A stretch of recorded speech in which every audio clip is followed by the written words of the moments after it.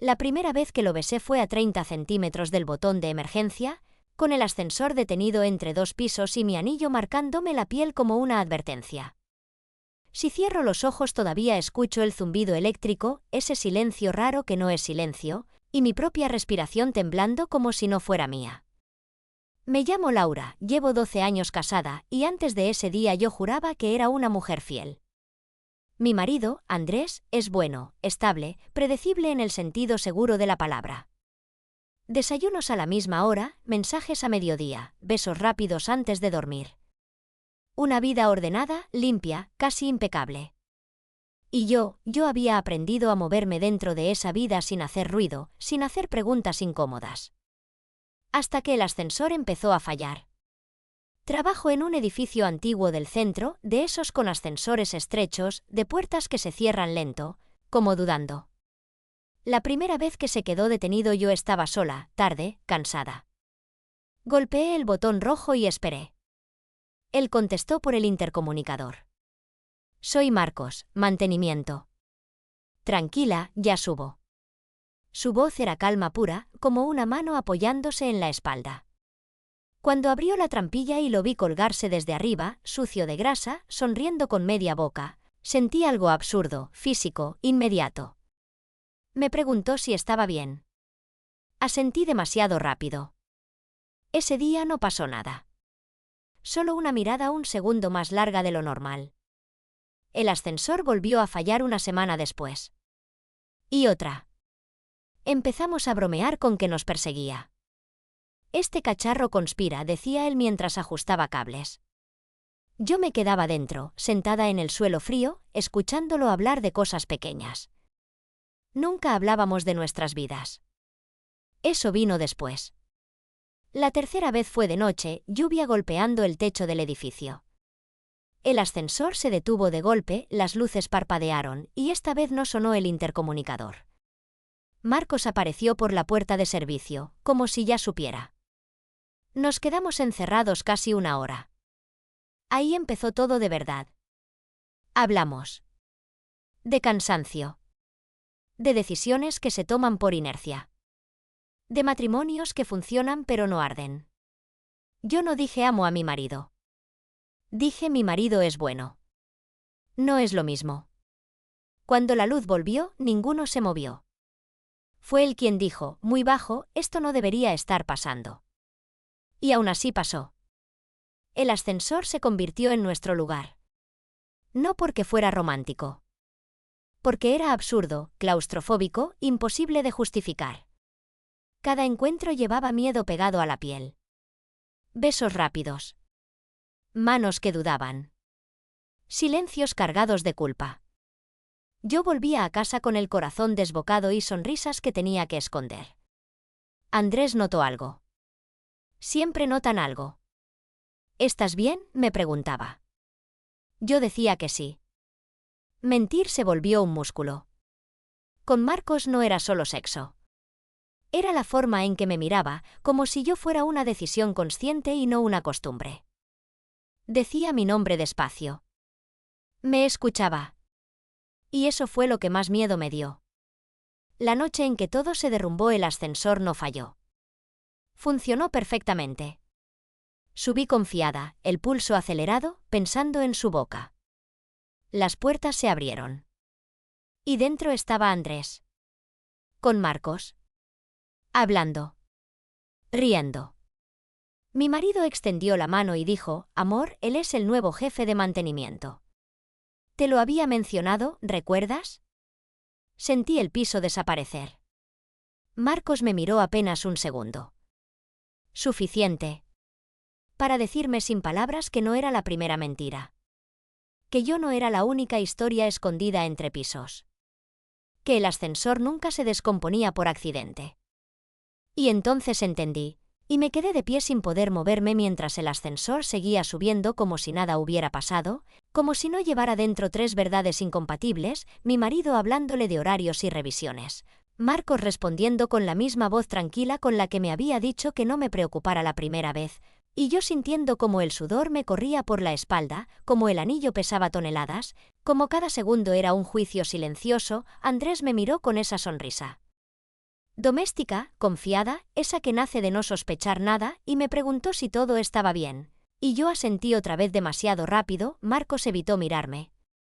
O quizás se obligó a hacerlo de la manera más profesional posible. Y en ese gesto entendí algo que me rompió por dentro. Yo había construido una historia de excepción. Me había dicho que lo nuestro era un accidente emocional, un error hermoso nacido del encierro y la vulnerabilidad, pero para él el ascensor era solo un lugar más donde ocurrían cosas, puertas que se cerraban, cuerpos que se acercaban, secretos que no dejaban rastro. Y aún así, cuando el ascensor se detuvo y las puertas se abrieron, ninguno bajó de inmediato. Hubo un segundo suspendido, una pausa espesa donde sentí que todo podía estallar si alguien respiraba demasiado fuerte. Andrés salió primero, despreocupado, hablando de la cena, Marcos después, con la cabeza baja, y yo al final, arrastrando una culpa nueva, distinta, más pesada. No solo había traicionado a mi marido, también me había mentido a mí misma. Los días siguientes fueron un teatro insoportable. Marcos seguía apareciendo por el edificio, ya no como refugio, sino como recordatorio. Nuestras miradas no se cruzaban, y cuando lo hacían era como tocar una herida abierta. Andrés empezó a mencionar su nombre en casa, comentarios triviales, anécdotas técnicas, y cada vez era como un golpe seco en el estómago. Por las noches yo me quedaba despierta escuchando la respiración de mi marido y pensando en cuántas capas de mentira puede sostener una persona antes de quebrarse. El ascensor volvió a fallar una semana después y cuando entré sabía que él estaría allí, no por destino sino porque ahora entendía el patrón. Las puertas se cerraron. El espacio se volvió a encoger. Marcos me miró por primera vez desde aquel día y dijo en voz baja que lo sentía. No explicó que, no pidió nada, y eso fue peor, porque en ese instante comprendí que el verdadero derrumbe no había ocurrido aún, que apenas estaba comenzando. Y mientras el ascensor se detenía entre dos pisos otra vez, sentí que la decisión que se acercaba no iba a dejar a nadie intacto, ni siquiera a mí. Y necesito saber algo. Si estuvieras en mi lugar, ¿habrías bajado del ascensor o habrías dejado que siguiera subiendo sin saber a dónde? No le respondí. No porque no tuviera palabras, sino porque tenía demasiadas, todas atascadas en la garganta, como si decir una sola fuera a activar el botón de emergencia de mi propia vida. El ascensor vibraba levemente y ese temblor se me metía en los huesos. Marcos apoyó la espalda en la pared metálica, dejó caer la cabeza un segundo y cuando volvió a mirarme ya no había rastro del hombre que me había hecho sentir elegida, solo cansancio, un cansancio viejo, acumulado, como si llevara años moviéndose entre pisos ajenos sin pertenecer a ninguno. Me dijo que no había planeado nada conmigo, que nunca planeaba nada, que las cosas simplemente pasaban,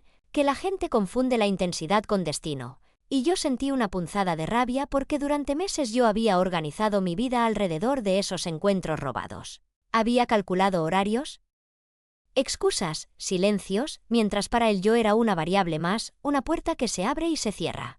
Le pregunté si había otras, no quise saber la respuesta, pero la pregunta salió sola. Me miró sin negarlo, sin afirmarlo, y ese gesto ambiguo fue una confesión completa. El ascensor volvió a moverse y el sonido del motor fue como un latido artificial marcando el ritmo de algo que ya estaba muriendo. Cuando se abrieron las puertas él salió primero sin tocarme, sin mirarme, y por primera vez agradecí no ser deseada, porque no habría soportado que me tocara después de entenderlo todo. Regresé a casa con una claridad brutal. Andrés estaba en la cocina, me preguntó cómo me había ido el día y por primera vez en años no pude mentir de inmediato. Lo miré y vi todas las veces que había sido bueno sin ser espectacular, todas las veces que había estado ahí sin hacer ruido, y pensé en lo fácil que es traicionar lo que no grita. Esa noche no dormí, escuché la ciudad, el zumbido lejano de ascensores subiendo y bajando en edificios que no eran el mío. Pensé en cuántas historias como la mía caben en una caja de metal, en cuántas personas se dicen que es solo un paréntesis, que no define nada, hasta que define todo. Los días siguientes Marcos dejó de aparecer. Andrés dijo que lo habían trasladado a otro edificio por quejas técnicas. Casi me reí al escuchar la palabra técnicas, como si el problema hubiera sido un cable mal puesto y no un deseo mal entendido. Algo en mí se quebró en silencio. Empecé a notar cada gesto de mi marido, cada pregunta, cada costumbre.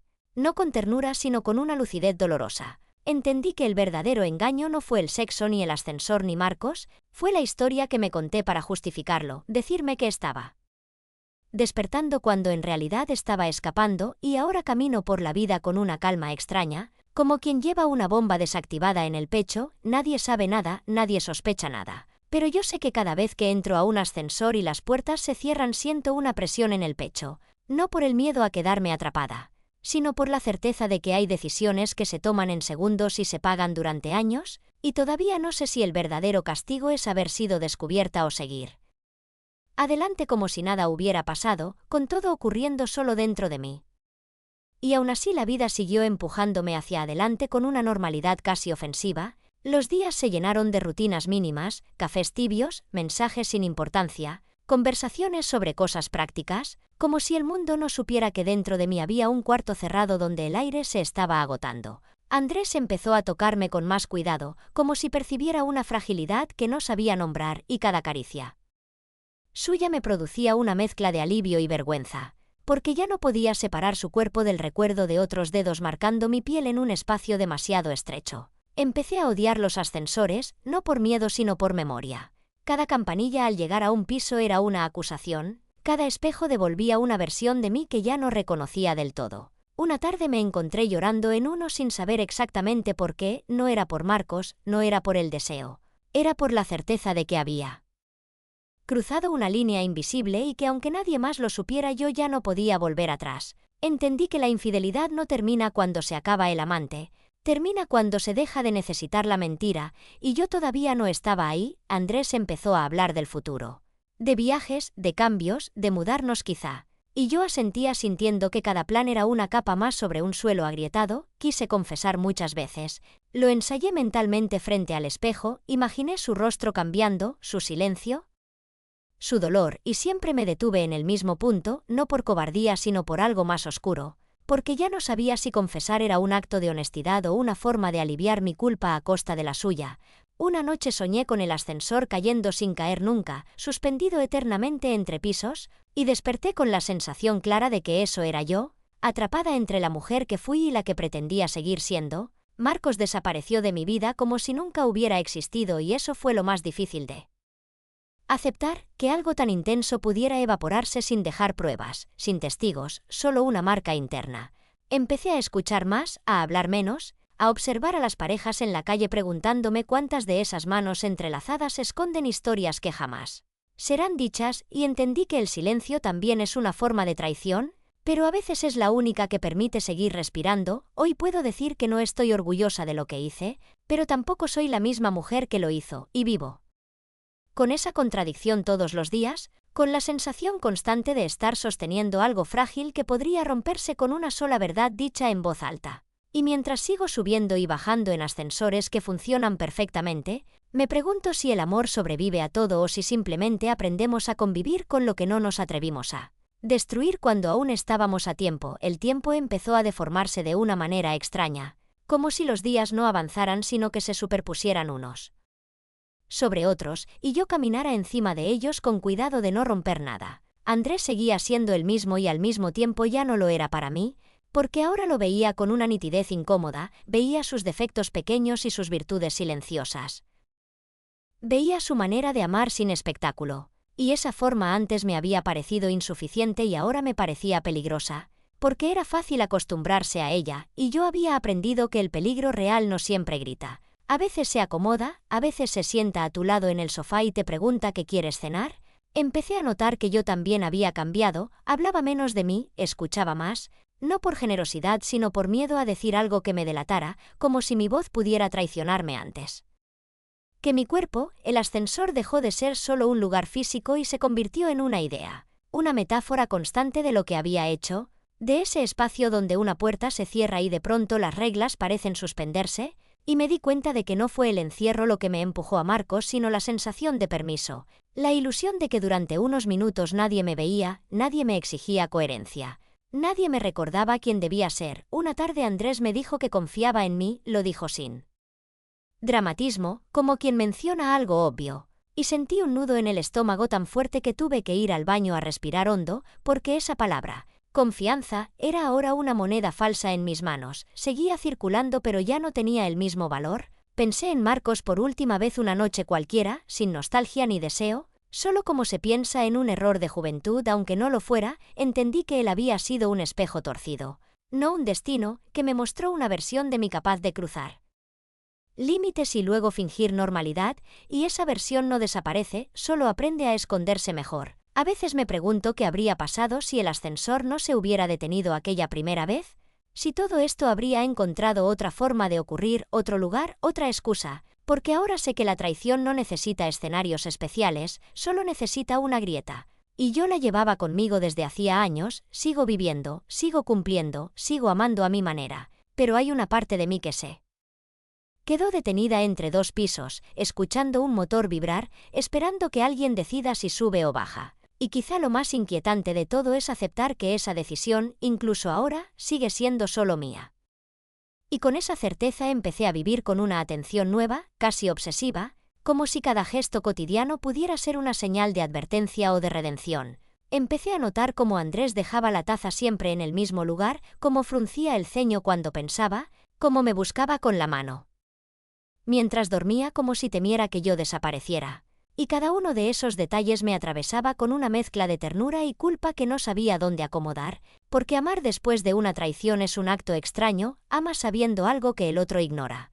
Amas con un secreto respirándote en la nuca, y eso cambia el peso de cada palabra, de cada promesa. Yo me descubrí cuidándolo más, no por altruismo sino por miedo a perderlo.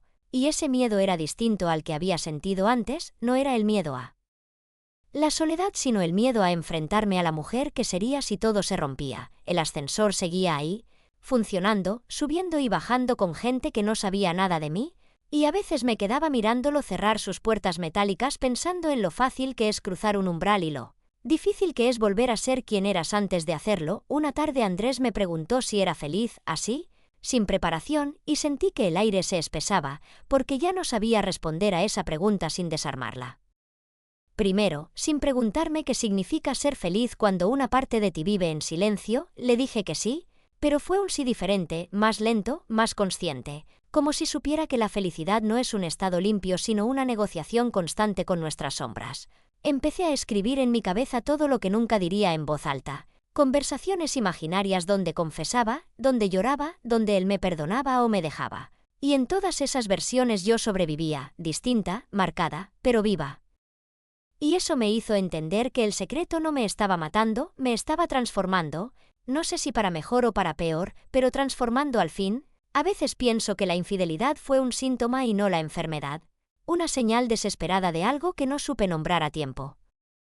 Y ahora cargo con esa lección como se carga una cicatriz invisible, nadie la ve, pero yo la siento cada vez que alguien habla de lealtad como si fuera algo simple. Sigo aquí, sigo casada. Sigo subiendo a ascensores sin que pase nada extraordinario, y quizá esa sea la consecuencia más dura de todas, que después de haberlo puesto todo en riesgo, la vida continúe, silenciosa, intacta por fuera, obligándome cada día a convivir con la mujer que fui en ese espacio estrecho donde aprendí que no todas las caídas hacen ruido y que algunas traiciones no buscan destruirlo todo, solo escapar por un momento de una vida que se había vuelto demasiado segura. Y sin embargo esa seguridad empezó a adquirir un filo nuevo, como si ahora supiera que incluso lo estable puede romperse con un gesto mínimo. Con una mirada sostenida un segundo de más, empecé a observarme con una honestidad incómoda, preguntándome en qué momento exacto dejé de sentirme suficiente para mí misma y busqué esa validación en un espacio cerrado donde nadie podía juzgarme. Comprendí que el ascensor no fue casualidad sino metáfora pura. Un lugar de tránsito donde nadie se queda, donde todo es provisional. Y yo me había permitido ser provisional con mis valores, con mis promesas, con mi propia identidad. Andrés seguía confiando, y esa confianza se convirtió en una presencia constante, casi física, como una sombra que me acompañaba a todas partes, no para acusarme sino para recordarme el peso de lo que estaba en juego. Empecé a decir que no con más firmeza, a retirarme de conversaciones ambiguas, a cuidar mis silencios, no por virtud sino por memoria, porque ya sabía hasta dónde pueden llevar los pequeños permisos. A veces me descubría imaginando cómo habría sido mi vida si Marcos no hubiera existido, y la respuesta siempre me incomodaba, porque no era una vida perfecta ni feliz sin fisuras, era la misma vida, solo más inconsciente, y entendí que eso era lo que más había cambiado. Ya no podía vivir dormida.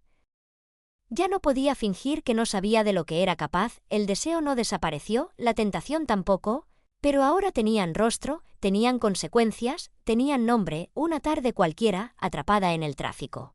Pensé que quizá la fidelidad no es la ausencia de deseo, sino la decisión repetida de no actuar sobre él. Una decisión que se toma todos los días. A veces con facilidad y a veces con una lucha silenciosa que nadie aplaude. Empecé a valorar esa lucha, no como un castigo sino como una prueba. ¿De qué todavía me importaba? ¿De que no todo en mí estaba anestesiado? Sigo preguntándome si algún día diré la verdad, si llegará un momento en que el silencio pese más que la culpa. O si esta será mi forma de expiación, amar mejor, escuchar más, estar presente de una manera que antes no sabía.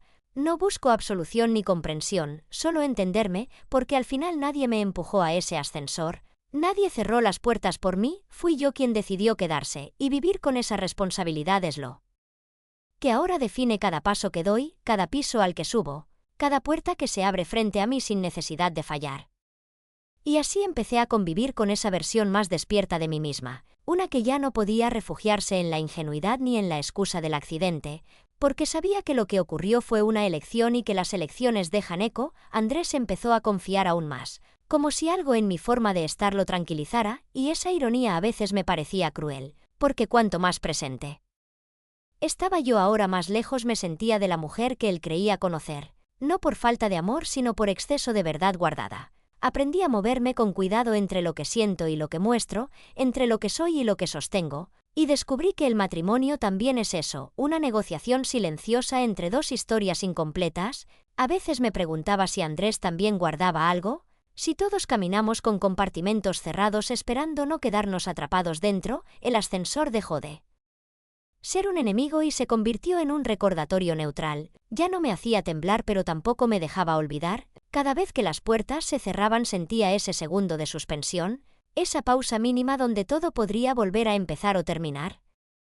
Y en ese segundo yo elegía, siempre, quedarme donde estaba, no por miedo sino por conciencia.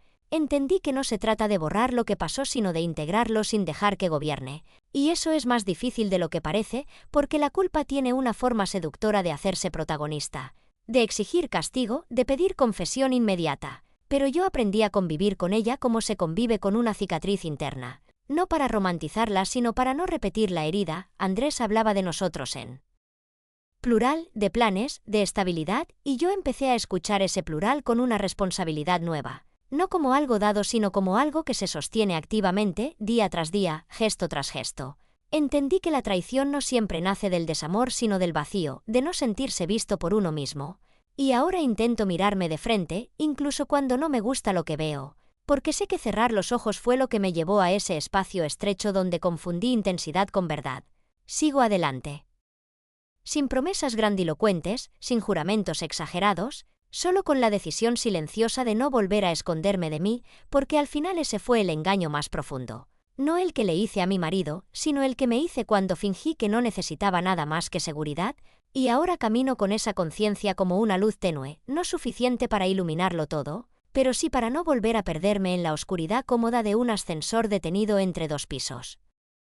El final llegó una noche cualquiera, sin música ni gritos ni puertas cerrándose de golpe. Llegó cuando Andrés me abrazó por detrás mientras yo lavaba los platos y apoyó la frente en mi cuello como si ese fuera el lugar más seguro del mundo. Y en ese gesto entendí algo que me atravesó más fuerte que cualquier deseo pasado. Entendí que el verdadero peso de lo que hice no estaba en el ascensor ni en Marcos ni siquiera en el cuerpo, estaba en la confianza intacta que seguía recibiendo, en ese amor que no se había defendido porque nunca supo que estaba en peligro, y me quedé quieta, respirando, dejando que el agua corriera, sabiendo que ese era el punto exacto donde debía decidir quién iba a ser a partir de ahora, no la mujer que cayó ni la que se castigó en silencio, sino la que elige conscientemente no volver a huir. No confesé esa noche ni al día siguiente, no por cobardía sino porque comprendí que algunas verdades no reparan, solo trasladan el dolor y que mi responsabilidad no era descargar mi culpa sino vivir de una forma que no la repitiera. Así que sigo aquí,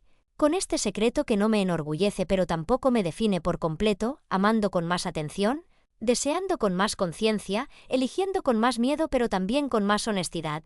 Y ahora que has escuchado todo, dime tú, si amaras a alguien que confía ciegamente en ti, ¿preferirías saber una verdad que lo destruiría todo o vivir protegido por una mentira que jamás volverá a repetirse?